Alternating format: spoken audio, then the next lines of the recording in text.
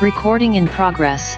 And welcome back, everybody. Thanks so much for tuning in to The Broken Brain. I'm your host, Dwight, here with you. And I'm also lucky to be here with Fabian Stumm, who is the writer and director of a wonderful new movie called Sad Jokes that I was privileged to see as they somehow let me be a press person or whatever, media person in the Toronto International Film Festival, and I've been able to line up to talk to some really wonderful people. And I'll say this is one I'm particularly excited for because I really enjoyed the story that you told through this movie. So Fabian, welcome. Thank you so much for being here. Thank you so much for having me. I'm really happy. I'll give a little description. It's based off of kind of the release and everything, but you can add to or take away from my description. But this movie is a story of a man named Joseph, who you play, who is a film director and is writing and preparing a new film movie project that he's trying to get off the ground. At the same time, his friend he and his best friend Sonia are raising a son together. Yes.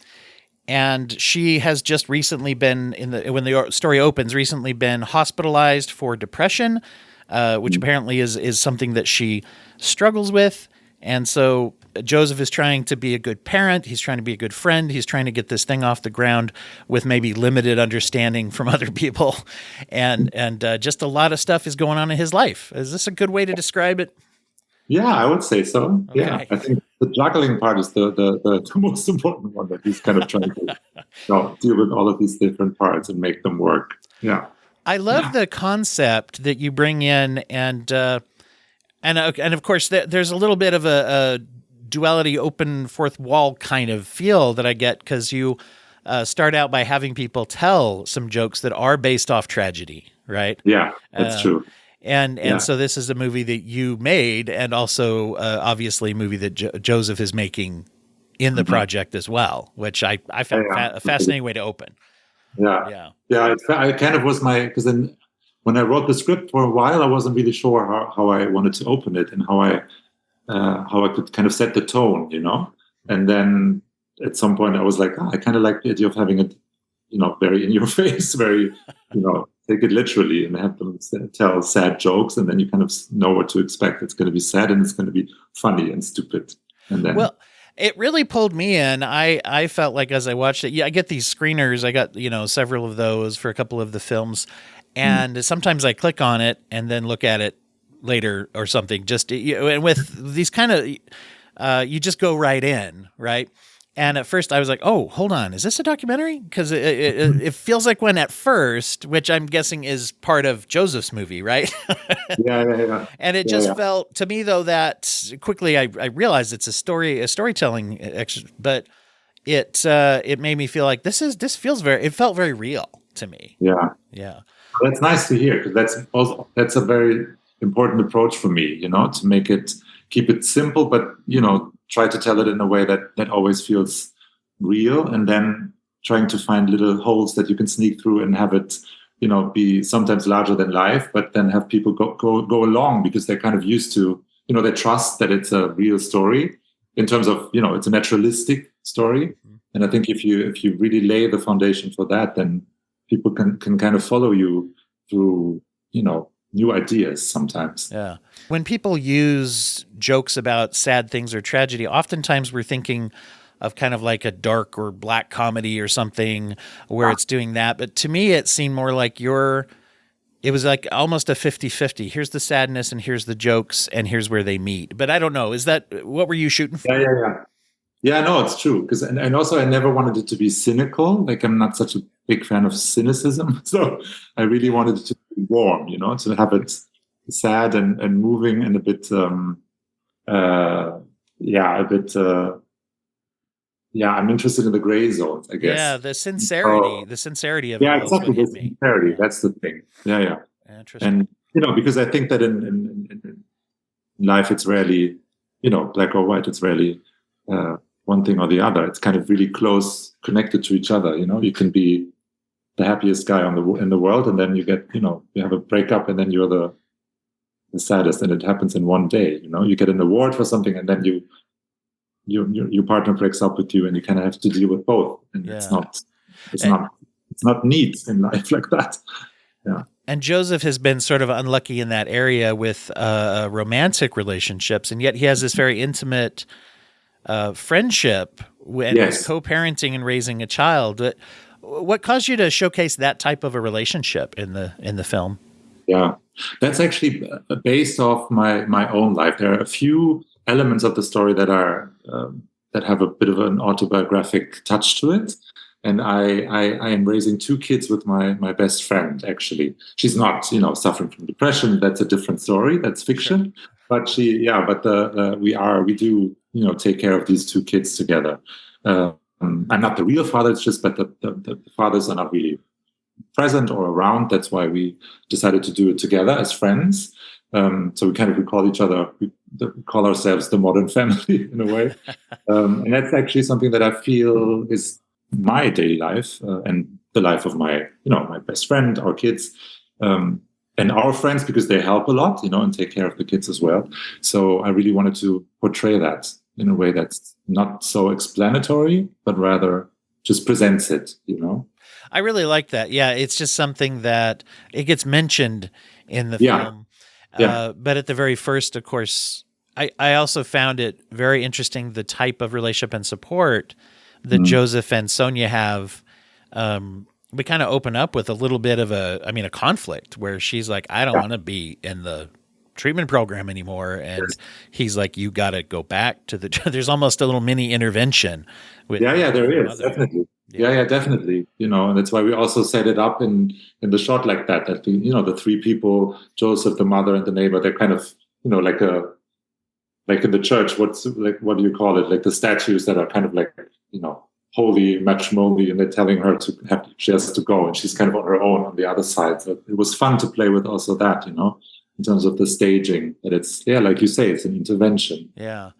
And it struck me too that here she wasn't telling jokes in that scene, but she was trying to play it off like everything's fine, it's fine, it's fine, and kind of a thin veneer of fine. Yeah, it's true. Yeah. And I thought that brought something. Also brings attention to the sense of community that you're describing. I think when you talk about you and your friend, and then other friends making a sense of community around your parenting, that isn't necessarily based off a romantic thing. Yeah. No, exactly. And I think there's, one thing isn't better than the other. It's just a different way of living your lives together. Mm-hmm. And I think, I know a lot of couples who are in a very classical setup, which is also wonderful, and, worth doing, obviously, but they have, the same problems, if not more, because there's also the romantic component to it, and the struggles of that. And so we do sometimes say, well, it's funny that we kind of get to have our cake and eat it. That's sometimes how it feels, because we're great friends. We rarely argue about something, and we just get to spend time with those kids and do it together. And it's really, I feel that it's worth, I think there's a lot of different ways that you can create a family, and communities, like you say. So I do think that's worth telling. Yeah. Do you find acceptance largely with people? Is it a situation, do people understand that? I mean, we're living in a more modern, open time, I think, but. Yeah, generally they do, I think. Because my friend and I were both white Europeans, so and the kids are both POCs. So that used to be, I remember, because we did the birth together, and it was, and the doctors, they always thought that I was the father, and we didn't really, clarify, because I wanted to be as close as I could. Sure. And so when the babies were born, there was always, sometimes we joke about it because it was really funny. It was like a sketch in itself, because then the baby came and they were like, but wait, that you cannot be the father. How are you connected? And then we kind of like, no, I'm the best friend. It's fine. We're doing it together. And they were like, okay, we are so relieved. We thought no, it's funny. So in the beginning, you do notice the looks of people. Sometimes they're like, how are they connected? But we never had any moments of, not of people not understanding.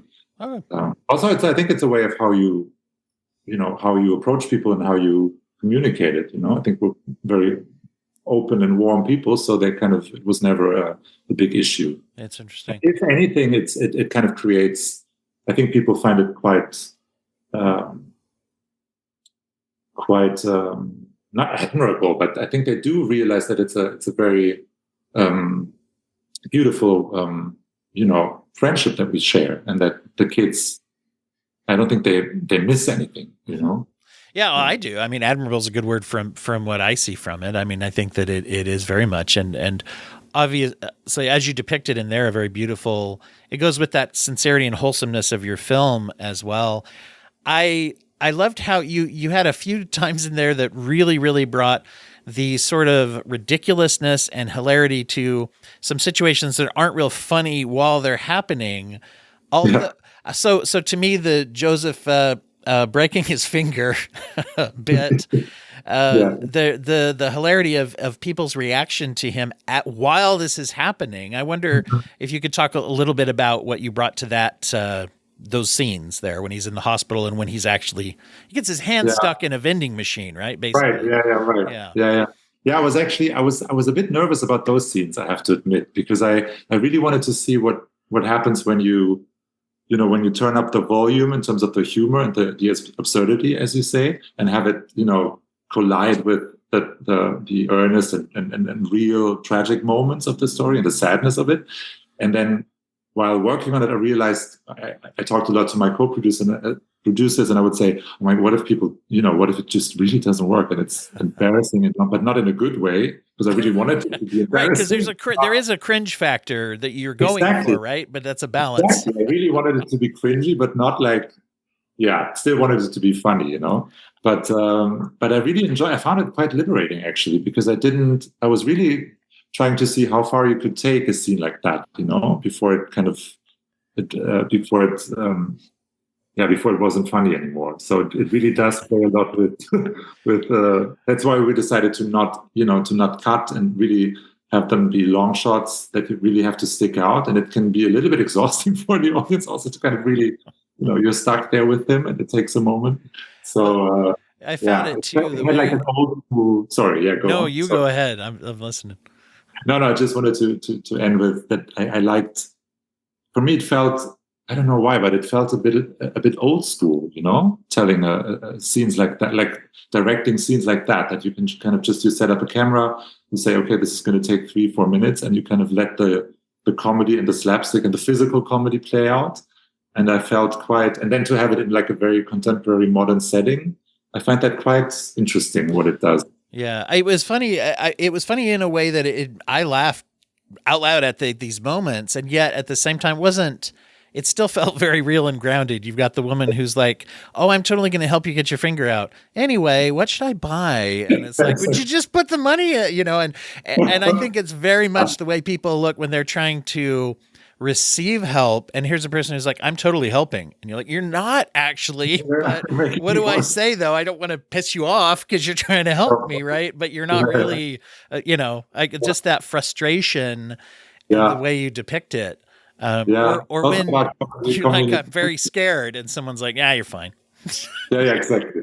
Yeah, and it's all about communication and language and, different layers of, this lady wants to help, but she's somewhere completely different than the guy who's stuck in the machine. So if you put them together, it creates interesting tension, I guess. Yeah. Yeah, and that communication, I loved the moment where Joseph is trying to explain to his producer about the film, and the producer says, yeah, this one metaphor, no one will get that. And there's that great pause before you deliver the line, but you did get it though, or else you wouldn't be talking about it. Exactly. Yeah. And it's so awful, because if you knew how many times you have to have these conversations when you're making films, it's really, of course, it's deliberately, a little bit over the top, definitely, obviously, but in retrospect, I've had that happen to me so many times, that I'm working on a script or like an idea, and producer reads the screenplay, or TV people, and then they're like, it's interesting, but no one will get that. And then you're like, but you just explained the joke to me, or the conflict, and why would they not get it? It's like, yeah, but an audience is different. They don't, it's really, I don't know. It can be very frustrating. I really enjoyed. I also felt like when Joseph found, and particularly, was it Ellen, the art teacher? Is that do I have the name right? Yes, Ian. Yeah. Yeah. The Swedish art teacher. Yes. It felt very poignant to me, where she was very much all in when he described. Well, your character describes, oh, here's the movie, and she's like, that's great, and it was almost. Yeah. I had this feeling like there was almost a apologetic, like, really, you really think it's great? I mean, nobody's giving me that feedback. I don't know. That's what it felt like. I don't know if that's It's what. so nice that no one's ever mentioned that actually, because that's exactly what I wanted it to be. That it's like, someone from the real life who he meets by almost chance, and then they kind of connect, on some level. And he pitches this story, and she's the first one who's like, this sounds great. It's interesting. It's exciting. I heard about that illness that you talk about. Great, go for it. And he's like, exactly like you say. He's just not used to people being open and positive. Mm-hmm. And that's actually her character is kind of that for me. She was supposed to be this stranger who comes out of nowhere, and she just, in this, moment of difficulty for him, she just gives him a feeling of, balance and openness and positivity. So I really love that you kind of pointed that out. Oh, thank you. Yeah, no, I thought it was very good. I mean, people talk a lot about the idea of imposter syndrome. And Yes. I think for creators, it's like, I've got a story or a message I want to say. And then there's also the counterbalance of the fear of like, well, who the hell am I to say this? Right. Definitely. My God, that's so much part of my life. The imposter syndrome. Really, I get like no matter how happy or confident I feel about some work that I did, I always, the moment I kind of have to show it to a public, I'm always like, this is going to be the moment where they realize that he was an imposter. There's nothing behind it all, And then for example, you get a lot of great reviews, and you're like, wow, I'm so happy. And then you get one bad one, and that's the one that sticks. It's so annoying, but it's really hard to change that approach. I think maybe it's also normal. Maybe it's just, I don't know. Maybe it's life telling you to keep on working and evolving and learning. Otherwise. Well, it's I don't remember where I read somewhere that someone says it's really important in life, and especially in art, to never write the lows and never write the highs. Just always try to be in the middle somewhere. Oh, that's a fascinating philosophy. I mean, so is that how you approach these things? I try to a little bit lately, I have to say, because it's been quite interesting, going into the world with this film, and people seem to really connect with it. And I it makes me really happy, but I also feel like, it's good to, take it as it is and be happy about it, but not, because I also know that when someone will tell me, I thought it was awful, then this will also do something to me. So maybe I try to not get, to not ride a horse in either direction, and just to, stick to myself. And yeah. Well, and then I guess that's the commerce business part of it too, right? Where that comes in, and someone's like, you got to change this. It's going to sell or not sell. And it's like, definitely. Yeah, of course. Yeah. Huh. It's fascinating approach. It must be interesting to watch then. Are you at Toronto, I assume, watching? Yes, I am. Audience reception? How's that? How does it feel to watch that? Not yet. That's why I think on Monday we have the. Oh, okay. Yeah, and then so before that it's a lot of press that we're doing, and then on Monday is the first screening, and we'll see how that goes. It's, I would guess it would go. Yeah, I hope so. Yeah, and I mean I love it because I'm so interested in language in general, and the film is in German and in English, and there's a part in Swedish, there's another part in Italian. So I'm really curious to see how an international audience will react, because so far it only screened in Germany. And we had a great time there. And so it's really exciting for me to see how an English-speaking or international-speaking audience might react, because it's, very dialogue-driven, as you saw. So we'll see. Very much so, yeah. And I felt like when people talk, they were talking. I will say the scene where Ellen is reciting her monologue, just once again, it struck me that she's almost didn't do it. The character almost didn't do it. And then I started to tear up it's so powerful, kind of connection between those two. Yeah. And I felt it was very real, because after she did that, Joseph, it seemed to me, didn't know what to say, which I think is very real. It's like, that was so powerful. How do I explain it to this person that they just moved me? And at the same time, I'm like, I don't know what to say. Yeah. Yeah, exactly. And also it's about, and maybe there is not so much to say because she can tell that he's moved, right? Like she sits right next to him and they both feel it. And he just says, so you are an actress. And I think it's enough. Sometimes words are overrated. Sometimes you just have to, be together and to be open to each other. Then you connect. What do you overall hope people will take home from this when they see it? I do hope that people experience it as some sort of invitation to laugh together and cry together, and to see that, for me, the film is all about the struggles that we all share, in either way. And that life can be funny and cruel and sad and happy. And, that's all there for a reason. And it's about the perspective that you take in that and how you navigate it and accept your life as it is and not try to change the sadness of it, but just accept it and see how you can, roll with that. Yeah. So I hope it's a film that people, that they kind of see themselves in a little bit. That would be the dream. Yeah. I would guess very much so for those that do. I mean, I'd highly recommend it. Is there any information yet as to, I know this is always a funny question because sometimes there is, but we can't say it, but as to where people are going to be able to see this after it goes through the festival journey, or is that still to be determined? No, not yet. It's still to be determined. We're in talks about that, and then we'll see what comes out of it, hopefully. That's good. Yeah. Well, the film is Sad Jokes. And where can people follow your work? I mean, for example, to see where this is going to go with this film, but also just kind of follow you. Do you have a central information point? I guess that would be, sounds a bit teenagey, but I guess that would be Instagram. Sure. What's your handle there?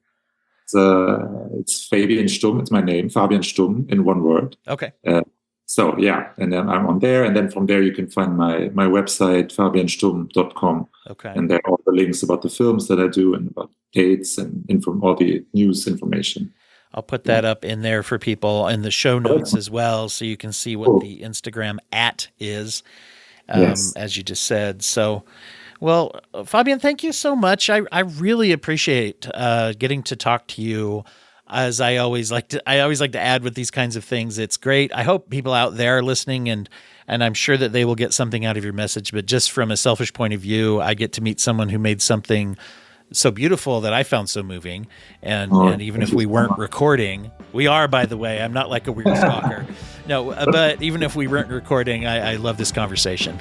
Oh, that's so much. Thank you so much. That's so nice of you. Really happy to be here.